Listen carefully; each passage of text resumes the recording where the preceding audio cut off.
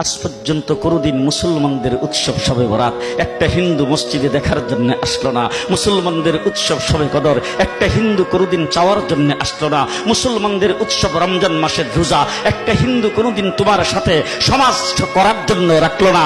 একটা হিন্দু কোনোদিন তোমার ঈদের নামাজে আসলো না। একটা হিন্দু কোনোদিন তোমার সাথে জুমার নামাজে অংশগ্রহণ করলো না। তোমাকে দেখার জন্য পর্যন্ত আসলো না। তার কারণ হলো হিন্দুরা মনে করে এটা মুসলমানের উৎসব, আর তুমি মুসলমান হইয়া হিন্দুর দুর্গা পূজায় কিভাবে গেলা?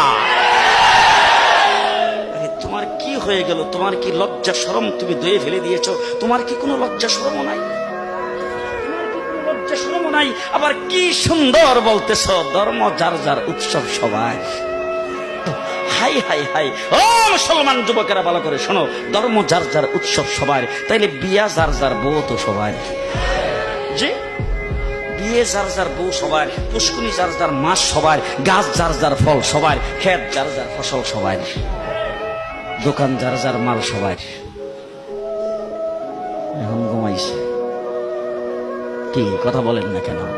তাহলে আমার দোকানের মাল যদি আমার হয়, আমার ক্ষেতের ফসল যদি আমার হয়, আমার গাছের ফল যদি আমার হয়, আমার গাছের নারিকেল যদি আমার হয়, আমি বিয়ে করলে বউ যদি আমার হয়, মুসলমান আমার পুষ্কুনির মাছ যদি আমার হয়, তাইলে ধর্ম যার উৎসব তার।